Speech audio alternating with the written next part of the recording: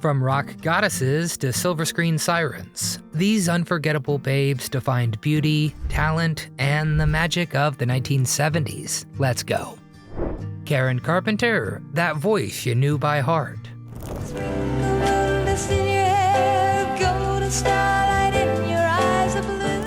Karen Carpenter was the soft, golden heartbeat of the 1970s, the voice you instantly recognize and you never forgot.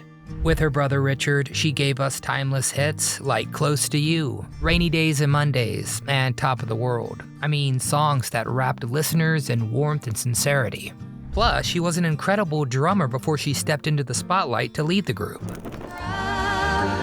Rainy days and Mondays always get me down. And it was Karen's natural beauty and her quiet grace that made her shine in a decade full of flash. Her voice carried a comforting mix of vulnerability and perfection that kind of made her feel like the girl next door, a dynamite singer next door.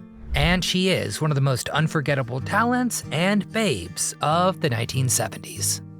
Raquel Welch, the goddess who broke the mold.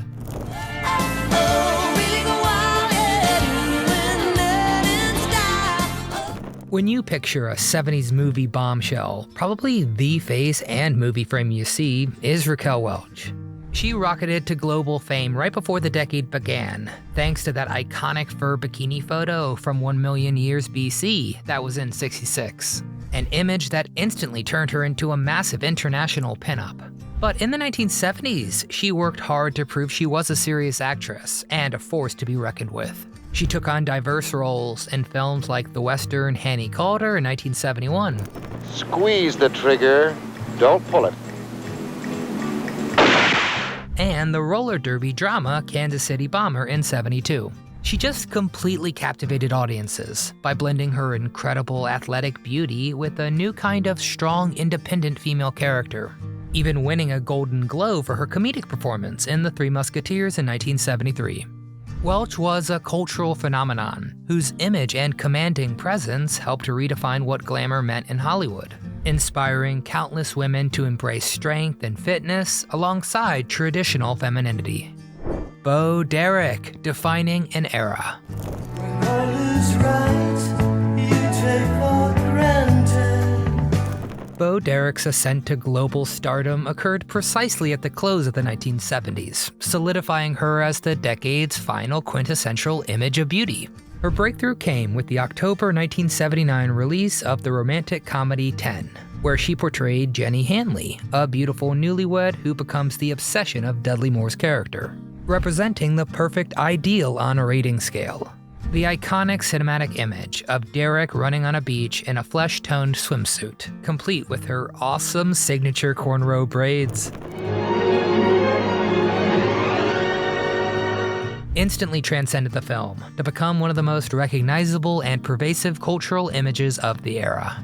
This phenomenon instantly transformed her into the decade's foremost pinup icon, filling a cultural gap and generating a massive amount of public interest that drove the film to enormous box office success, while also catapulting her into international celebrity, influencing fashion and beauty for years.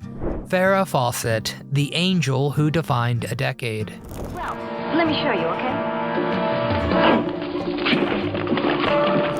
You absolutely cannot talk about 1970s crushes without starting and maybe also ending with the legendary Farrah Fawcett. Her look, that incredible feathered hairstyle and dazzling smile, was literally the most copied look of the entire decade, and she was everywhere. When the TV show Charlie's Angels premiered in 1976, it was an instant global explosion, making her and her co-stars overnight icons who blended action, mystery, and glamour. Sergeant! But what really solidified her hold was that single iconic photo. Yeah, you know the one in the red swimsuit.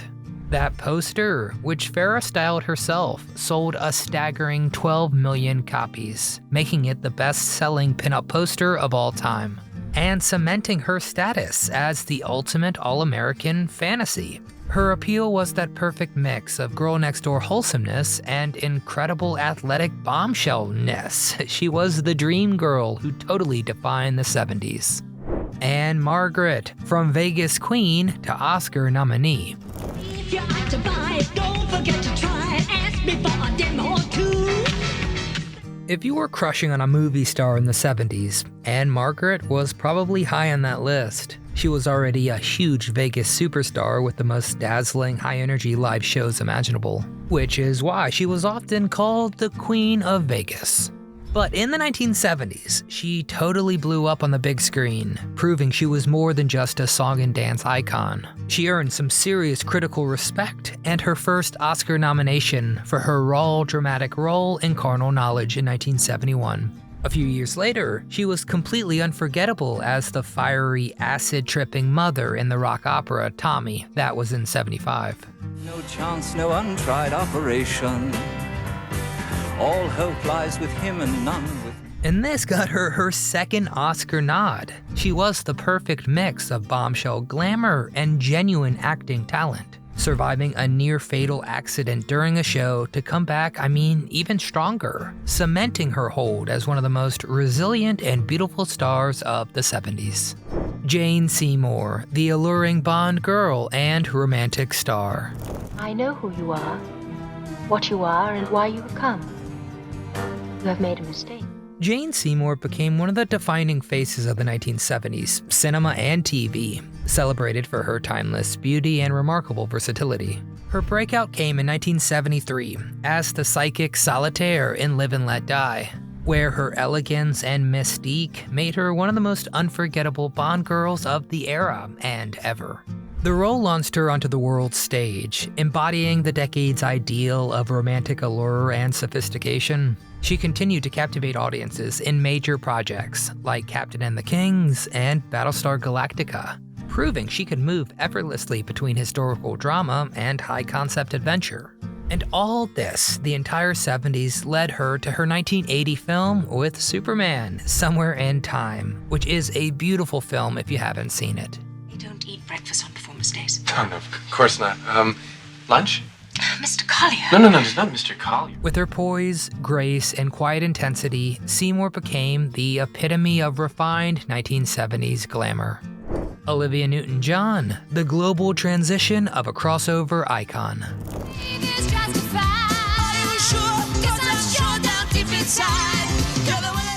Olivia Newton-John was the golden girl of the 70s, sweet, stunning, and effortlessly versatile.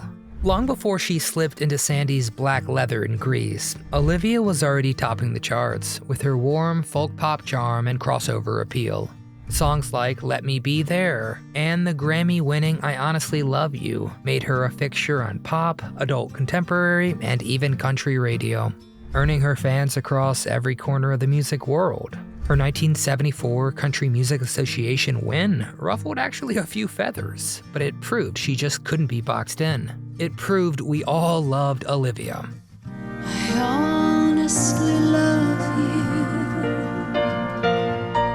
And by the time Grease hit theaters in 1978, Olivia had fully transformed from soft-spoken songbird to confident superstar. That blend of sweetness and strength, innocence and allure made her one of the most unforgettable icons of the 1970s. Joni Mitchell, the queen of confessional songwriting. Just give you the blue. Joni Mitchell is simply one of the most important songwriters in history. In the 1970s, she transformed folk music into something raw, intimate, and deeply, deeply personal, earning her the title of Queen of Confessional Songwriting. Her 1971 masterpiece Blue remains a touchstone, filled with hauntingly honest songs like A Case of You and River, songs that truly feel like private letters set to music. But while also bearing her soul, Joni was also reinventing sound itself with her inventive open tunings and fearless experimentation. I could drink a case of you. By the mid-1970s, albums like Court and Spark showed her versatility, blending jazz and pop into sophisticated radio-ready gold with hits like Help Me. Even as she drifted into more exploratory territory, her artistry only deepened. Joni Mitchell didn't just write songs, she raised the bar for what songwriting could be, leaving an influence that still ripples through music today. Stevie Nicks, music made magical.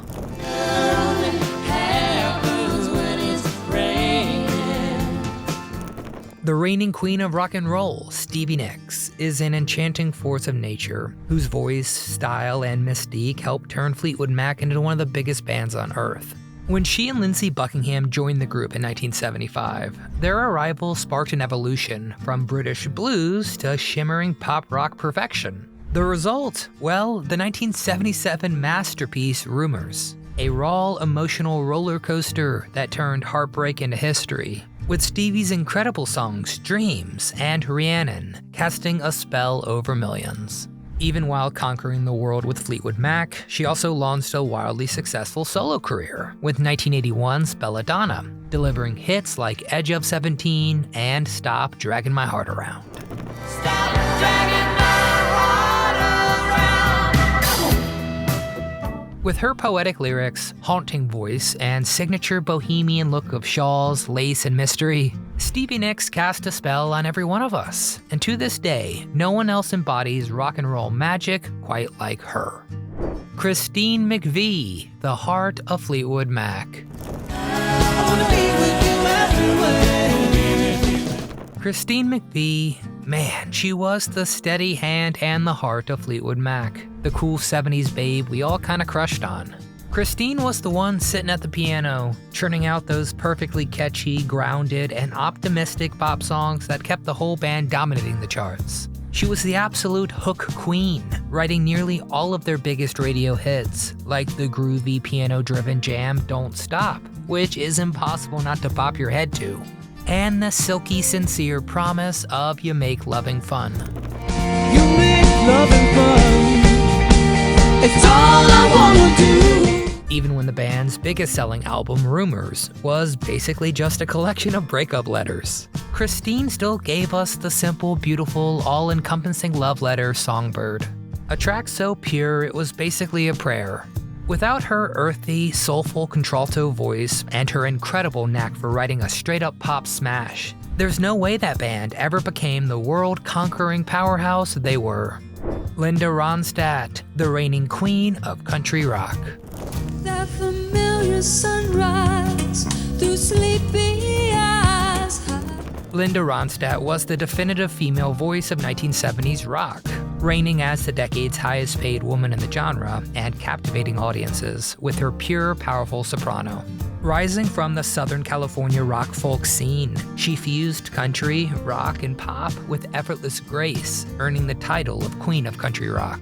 Her 1974 breakthrough, Heart Like a Wheel, kicked off a streak of platinum albums, and her uncanny ability to reinterpret songs made her one of the era's most dynamic performers.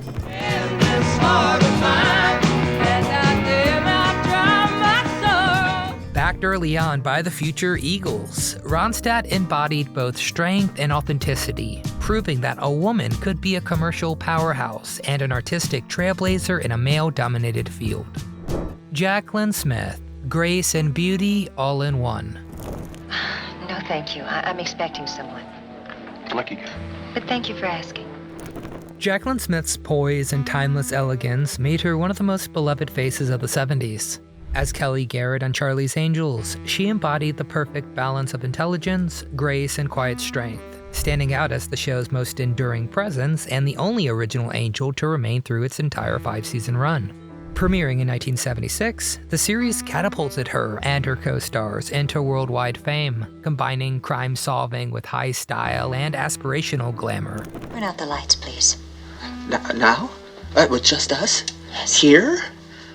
And by decade's end, a 1979 McCall's poll named her the woman, quote, whose face most women would like to have. Hey, I get it, and it proves how she completely captured the public's imagination. Jaclyn Smith was solidified as the sophisticated heart of one of TV's most iconic shows. Cheryl Ladd, the new angel who won hearts. I'm really terrific at what I do, which is disco dancing. As a matter of fact, I used to teach it. And I noticed you noticing me out there. When Farrah Fawcett made her famous exit from Charlie's Angels after just one season, the show needed a new crush to win over the entire country, and they found her in the sweet, blonde, talented Cheryl Ladd. She joined the show in 1977 as Chris Monroe, the younger sister of Farrah's character Jill. While Farrah was the explosive phenomenon, Cheryl brought a fantastic, steady charm and a slightly more wholesome energy that made her instantly lovable. And her look, that gorgeous, softer blonde hair and infectious smile, became almost as iconic as her predecessors. She completely cemented the show's massive popularity for the rest of the decade, and she was a huge star, which also helped her manage to launch a legitimate singing career while on the show, with her debut single, Think It Over, actually hitting the top 40 charts.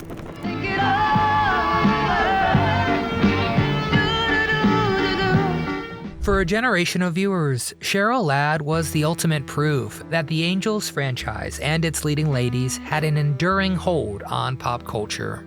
Catherine Bach, the icon who defined Southern style. Someday the mountain might get 'em, but the law never will. Catherine Bach made television history at the end of the 1970s with her unforgettable role as Daisy Duke on The Dukes of Hazzard, seriously creating one of the decade's most enduring pop culture icons. As the smart, fearless cousin to the Duke boys, she won audiences over with her charm, independence, and Southern allure. Her homemade outfit of a fitted top and cut-off denim shorts replaced a proposed poodle skirt and instantly became a sensation.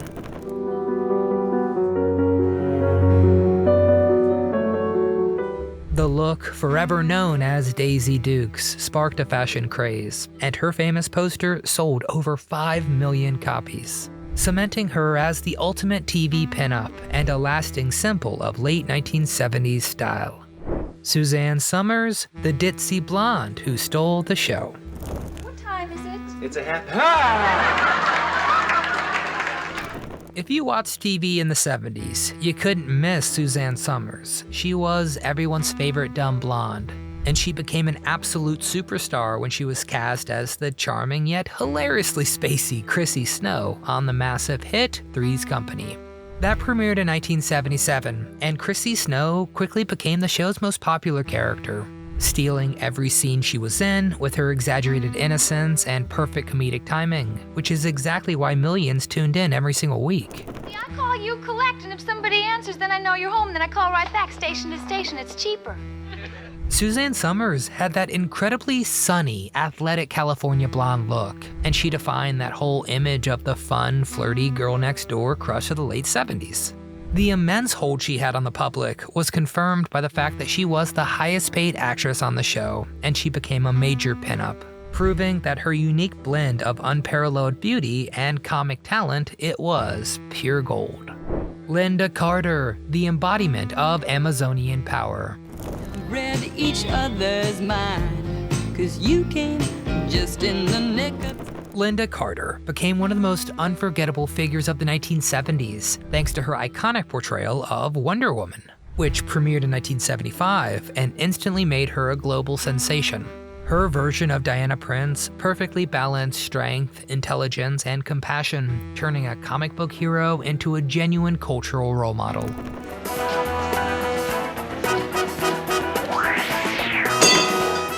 With her signature star-spangled costume, confidence, spin transformation, and commanding presence, Carter embodied both beauty and empowerment in a way that inspired an entire generation.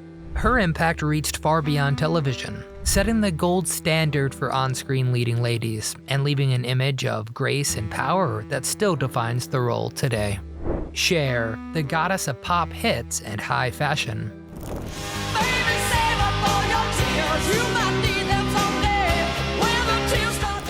I mean, you can't talk about the 1970s without bringing up the one and only Cher.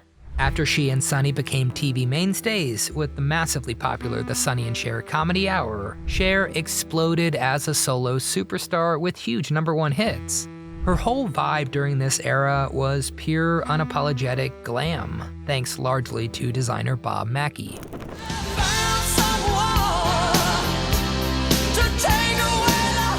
Whether she was singing a killer solo song or trading playful barbs on her variety show, Cher was constantly rocking dazzling, boundary-pushing outfits. Think sheer fabrics, sequins, and massive headdresses, which cemented her status as the ultimate fashion and pop culture icon of the decade. Diana Ross, the ultimate glamour queen of the 70s.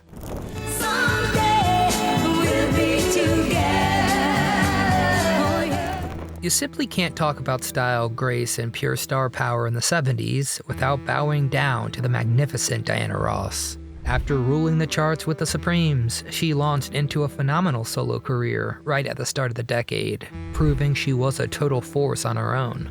She was the definition of regal, so that's probably why it always felt like she was commanding every single stage or screen she touched, giving us absolutely timeless hits like Ain't No Mountain High Enough. But beyond the music, Diana was the definition of 70s glamour.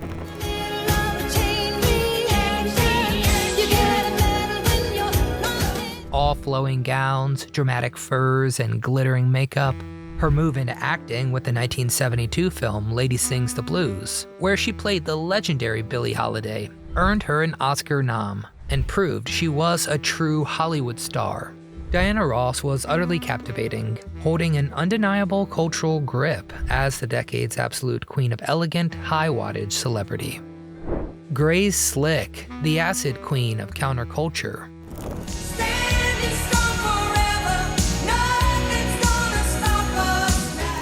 Grace Slick was a true rock and roll firebrand, a stunning, fearless force who gave the counterculture its most powerful voice.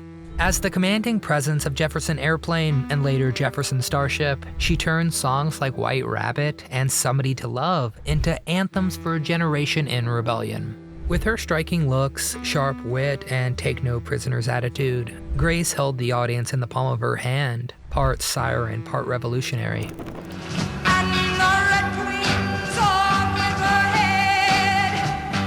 She wasn't just singing about change, she was the change, proving that a woman could lead, provoke, and captivate on the same stage as any man. And in the sea of 70s rock idols, few burned brighter or cooler than Grace Slick. Pat Benatar, the original rock and roll heartbreaker.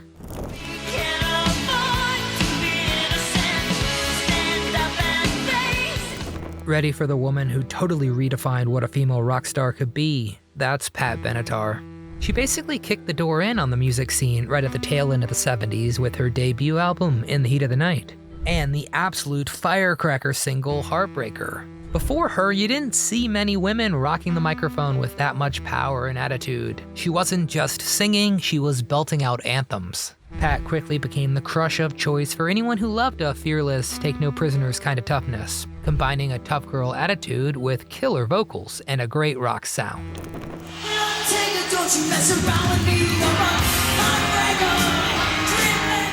Thanks in part to her musical partner, Neil Giraldo. Pat's leather and spandex outfits, which she originally wore as a Halloween costume, only added to that unforgettable take charge image, which immediately made her a music video pioneer and a defining voice for rock fans everywhere. Joan Jett, the pioneer of the all-female rock attack.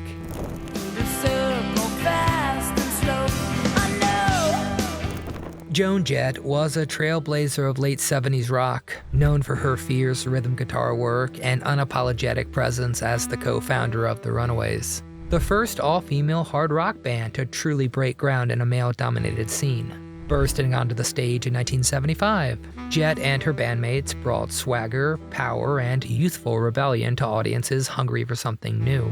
With her black leather, tough-as-nails attitude, and sharp guitar riffs, she became an instant icon, inspiring a generation to pick up instruments and play loud.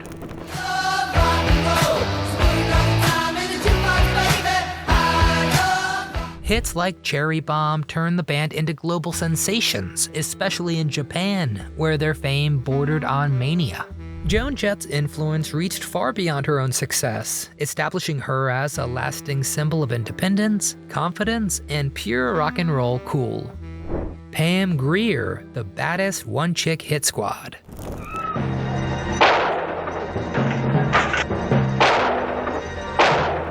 If you wanted a baddie, a fearless hero in the 1970s, you wanted Pam Grier. She just dominated the screen in a string of films, becoming the undisputed queen of blaxploitation and famously cinema's first female action star. Forget the damsel in distress roles. Pam Grier was the star who carried a revolver in her purse and never backed down.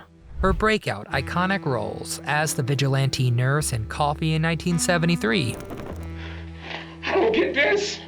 What do you want with me? My name's Coffee. And the street-smart, revenge-seeking Foxy Brown in 74 proved that women could be just as tough, intelligent, and proactive as any man on screen. Her powerful, unapologetic image, from the incredible afro to the stylish jumpsuits, didn't just sell tickets, it provided a groundbreaking, empowering role model for an entire generation, cementing her cultural hold as the ultimate badass of the decade. Cybill Shepherd, the model who conquered Hollywood. Madison, maybe not now, I'm on a roll. Perhaps a frontline loser. You absolutely couldn't flip through a magazine or turn on a TV in the 70s without seeing Cybill Shepherd. She started off as a genuine superstar model. She was even Miss Teenage Memphis and later graced the cover of Glamour, before director Peter Bogdanovich actually saw her on one of those covers of the magazines. And then he cast her in the 1971 classic The Last Picture Show. That performance launched her straight into Hollywood royalty and made her a serious crush for movie fans everywhere. She had that stunning, all-American blonde beauty mixed with a super smart, witty attitude. In defeat or victory, we will always be true. This decade really saw her try just about everything, really from her famous role in The Heartbreak Kid to the title role in the musical At Long Last Love, proving she was one of the era's most visible and ambitious leading ladies. Her unique blend of model glamour and genuine Southern charm gave her an incredible magnetic hold on the public imagination throughout the entire 1970s. Goldie Hawn, the Oscar-winning comedic vanguard of the New Hollywood. Suddenly you're chappy, says here's a pill for making you happy. Suddenly you're Mr. Goldie Hawn became one of the most beloved stars of the 70s, transitioning from her breakout on Rowan and Martin's Laugh-In to a bona fide movie star almost overnight. After winning an Academy Award for Cactus Flower in 1969, she dominated the decade with her bright, bubbly charm in hits like There's a Girl in My Soup and Butterflies Are Free, earning both laughs and critical acclaim. Here in the future is Don. No, that's Dan Goldie. That's Dan Gold. Proving her depth, she impressed audiences with dramatic turns in Spielberg's The Sugarland Express and the sharp social satire Shampoo. By the time she starred in the smash hit Foul Play in '78, Goldie had become one of Hollywood's most bankable and adored talents, radiating the sunny, free-spirited energy that made her a true icon of the 1970s. Donna Summer, the queen of disco. Lay your head down, you're close to me. Soothe my mind and set me free, set me free. Are you ready to talk about the queen of the dance floor? Before conquering the charts, Donna Summer honed her powerhouse voice in German musicals. But once she teamed up with producer Giorgio Moroder, music history was made. Her 1975 breakthrough, Love to Love You Baby, turned heads, and I Feel Love in '77 completely changed the game with its futuristic, all-electronic sound that paved the way for the modern EDM. And by the late 1970s, she was just unstoppable. Love to love you, baby. Oh, I love to love. Cranking out hits like Last Dance, Hot Stuff, and Bad Girls. With her unmatched range and ability to fuse pop, rock, and dance, Donna didn't just dominate the disco era, she defined it, leaving an influence that still echoes on every single dance floor today. Debbie Harry, the vanguard of New Wave.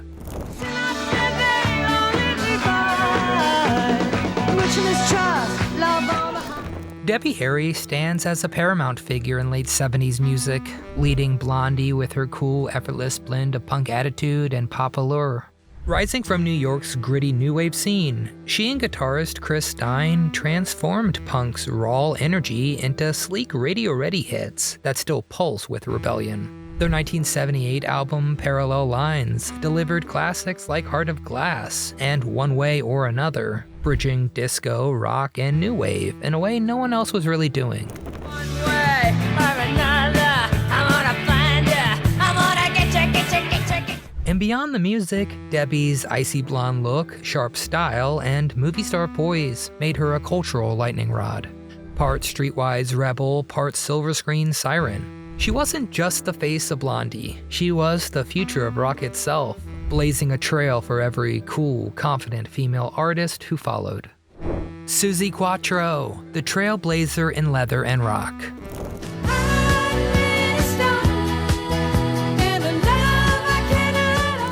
Suzi Quatro was a total game changer, the first woman to conquer rock and roll while singing, playing bass, and fronting her own hard-driving band.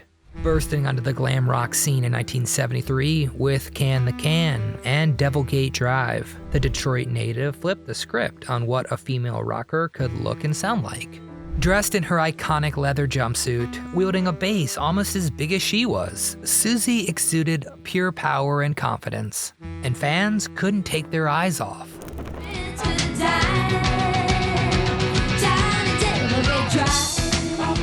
She shattered gender norms, inspired future icons like Joan Jett, and brought that same fierce charm to American TV as Leather Tuscadero on Happy Days.